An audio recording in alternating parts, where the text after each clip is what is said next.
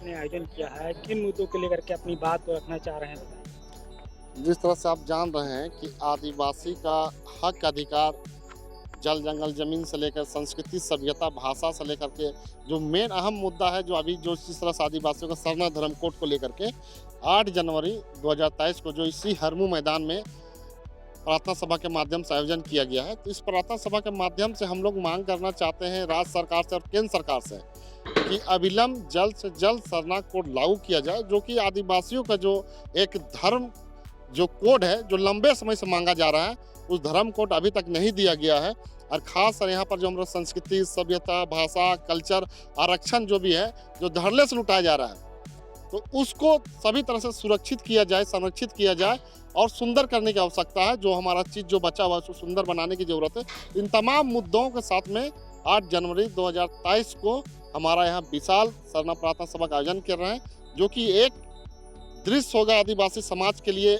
यहाँ सीखने और जानने का भी मौका मिलेगा। जो अच्छे अच्छे प्रवक्ता लोग जो आएंगे आदिवासी हित का बात करेंगे, तभी को सुनने और जानने का मौका मिलेगा। इसी को लेकर के 8 जनवरी को विशाल सरना प्रार्थना सभा का आयोजन का है, रैली का है। जो क्या लगता है कि देश की आज़ादी के बाद आज तक जो है आदिवासियों को सरना कोड नहीं मिला, किनको जिम्मेदार मानते हैं? देखिए, अगर माना जाए तो जैसे राज्य से पर बहुत सारे राज्यों से सरना धर्म कोड चाहे अन्य जो भी कोड है उसको लेकर के पारित करके केंद्र को भेजा है, लेकिन हम लोग झारखंड के खास कर लोग हैं और बंगाल छत्तीसगढ़ उड़ीसा यहाँ अधिकतर सरना धर्म कोड बोलने वाले लोग हैं। तो हम लोग मांग करेंगे कि सरना कोड ही दिया जाए और इसको हम लोग साफ तौर से जिम्मेदार केंद्र सरकार को ही मानते हैं, क्योंकि वहाँ से देना केंद्र सरकार को क्या है कि जो कोड लागू होगा वो तो पूरे देश स्तर पर होगा। इसीलिए राज्य सरकार तो अपनी जो जिम्मेवारी तू करके भेज दिए है विधानसभा से पारित करके, लेकिन अब देखना केंद्र सरकार को है कि कब वो लागू करती है और कब वो देती है। आने वाले जो जनसंख्या का जो होगा सर्वे, उसमें क्या लगता है कि सरना कोड हो पाएगा लागू उसमें? देखिए, सरना कोड लागू करना केंद्र सरकार की जिम्मेवारी है और हम तो मांग करेंगे कि सरना कोड देना ही चाहिए, क्योंकि जिस तरह से हम लोग का अपना आस्था और श्रद्धा जुड़ा हुआ है। आप जानिएगा कि जिस तरह से आदिवासियों का जो संविधान में जो अधिकार दिया गया, चाहे शिक्षा के क्षेत्र में हो, नौकरी के क्षेत्र में हो, चाहे राजनीति के क्षेत्र में हो, तो जो भी हमारा एक आंकड़ा पता चलेगा कि आदिवासियों की संख्या कितनी है, वही प्रकार से उतना ही आरक्षण न दिया जाएगा। आज मान चलिए कि हम लोग एक बात कर रहे हैं और आप 50 का दे रहे हैं आरक्षण, तो 50 तो ऐसे चला गया। तो जब काउंटिंग होगा कोर्ट के माध्यम से तो पता चले कि हाँ इतने आदिवासी की संख्या है महिला पुरुष मिला के, तो उसके हिसाब से फिर उतना आरक्षण दिया जाए।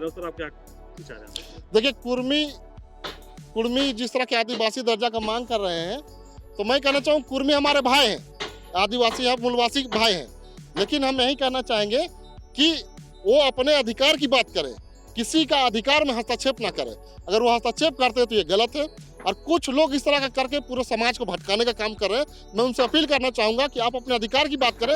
अधिकार की बात करेंगे तो हम भी उनको साथ देंगे और साथ चलेंगे, हर आंदोलन में उसका कदम से कदम मिलाकर साथ चलेंगे। लेकिन आप किसी अधिकार की बात, दूसरे का अधिकार को लेने की बात करेंगे, तो ये हम लोग कतई बर्दाश्त नहीं करेंगे। कौन भटका रहा?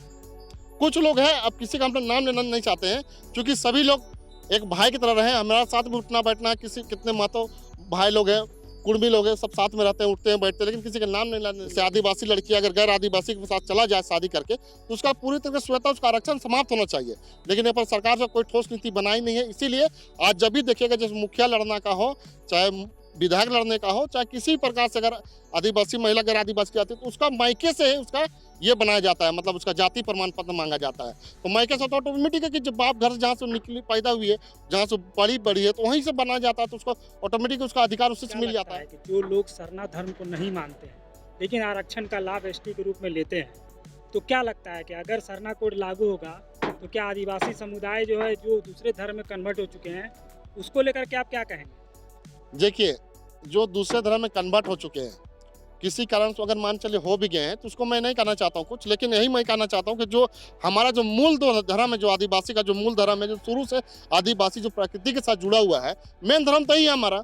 अब कोई मान चलिए मंदिर चला जा रहा है, कोई चर्च चला जा रहा है, तो ये आदिवासी का नहीं धर्म है। आदिवासी का मूल धर्म है प्रकृति। क्या उसको आरक्षण खत्म करने के पक्ष में है? नहीं, वो तो सरकार तय करेगी ना। हम तो अपने अधिकार की बात ना करेंगे कि हमको अधिकार ये मिलना चाहिए। अभी सरकार तय करेगी उसको आरक्षण देगा कि नहीं देगा, ये तो सरकार के ऊपर निर्भर करता है। सरना कोड पिछले 70 साल से मांगा जा रहा है, लेकिन किसी भी सरकार के कान में जूं नहीं रेंग रही है। जब से देश आज़ाद हुआ है, उसके बाद से ही हम आदिवासियों का धर्म कोड हटा दिया गया है, जबकि आज़ादी से पहले था।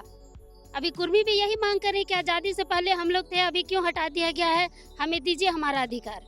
उसी तरह आज़ादी से पहले हमारा भी धर्म कोड था, मगर अभी उसे हटा दिया गया है।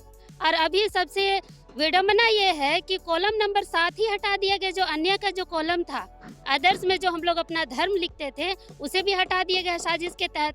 मतलब जितने भी आदिवासी हैं जो प्रकृति पूजक हैं, उसे थोक के भाव में उसे हिंदू धर्म में उसको लिखना दर्ज कर दिया जाएगा।